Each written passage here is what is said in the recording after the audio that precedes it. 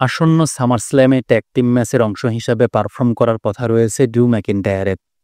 তবে তারকা সেখানে পারফর্ম করতে পারবে কিনা এটাই এখন জটিল একটা বিষয় হয়ে দাঁড়িয়েছে, কেননা সে ব্রিটেনে গিয়ে আটকে গেছে। মূলত ব্রিটেনে এক বন্ধুর বিয়ে খাওয়ার জন্য পাড়ি জমিয়েছিল, কিন্তু সেখানে যাওয়ার সময় ব্রিটেনের পাসপোর্ট নিয়ে গেলেও তার ফিরে আসার জন্য যে আমেরিকার পাসপোর্ট দরকার এটা সে নিয়ে যায়নি। মূলত এই তারকা দুই দেশের নাগরিক, আর এই কারণে যে দেশে যাওয়ার প্রয়োজন সেখানের পাসপোর্ট দরকার হয়। এই পাসপোর্ট না নেওয়ার কারণে সবকিছু ঠিক থাকার পরেও তাকে বিমানে উঠতে দেওয়া হয়নি। সে বিমানবন্দরে গেছে, সেখানে তাকে বলা হয় আমরা আপনাকে চিনি, আপনি একজন পাবলিক ফিগার, তবে এখানে আপনি একজন প্যাসেঞ্জার, তাই কোনোভাবেই আমরা আপনাকে নিয়মের বাইরে ভ্রমণ করতে দিতে পারি না। তার এই আটকে যাওয়ার কথা ইতিমধ্যে ব্যাপক আলোচনার জন্ম দিয়েছে, সাথে কর্মীরা নিজেদের কাজের জন্য প্রশংসিত হয়েছে। সে যাই হোক, কোম্পানি এটা নিয়ে দুশ্চিন্তার কথা শোনায়নি। তাদের মতে যদি ড্রু ম্যাকিন্টায়ারের পক্ষ থেকে সাহায্য চাওয়া হয় অথবা নাও চাওয়া হয়, তারপরেও তারা এটার জন্য একটা ব্যবস্থা করবে। আর যদি কোনোভাবে তার সেখান থেকে আসা মিস হয়, তাহলে এই ম্যাচটা বাতিল হতে পারে। দ্য আন্ডারটেকার দিনে দিনে মনে হয় আরও যুবক হচ্ছেন। তিনি সম্ভবত ব্যাডেজ গিমিকে থাকলে ফুরফুরে মেজাজে থাকেন, তা না হলে এই ক্যারেক্টার কীভাবে তাকে এত আকর্ষণীয় করে তোলে। যাই হোক, সম্ভবত নিজের অবসর ভেঙে রিঙে আসতে চলেছেন দ্য ডেডম্যান আন্ডারটেকার। সম্প্রতি এনএক্সটি এর শোতে হাজির হয়েছিলেন এই তারকা, যেখানে ট্রিক উইলিয়ামসকে চকস্ল্যান্ড দিয়েছেন। এই ফিরে আসার তাকে আক্রমণ একদম পাবলিক শোতে, মানে কোনো অপ্রচারিত শো ছিল না।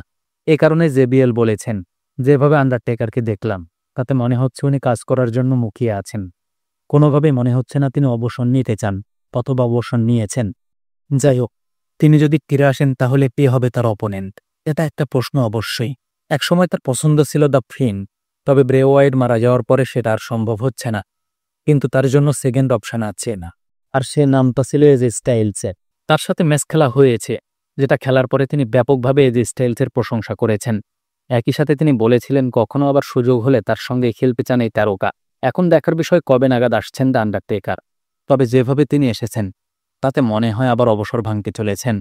এদিকে সামারস্ল্যামে রকের উপস্থিতি নিয়ে যে রকম আশা করা হচ্ছে তাতে পানি ঢেলে দিয়েছে ডেভ মেলজ্যাপ। তার মতে রকের উপস্থিতি নিয়ে যে সকল কথাবার্তা চলছে এটা মূলত কোনোভাবে নিশ্চিত হয়ে বলা নয়। তিনি সেখানে উপস্থিত হবেন কিনা এটা এখনো পরিষ্কার নয়।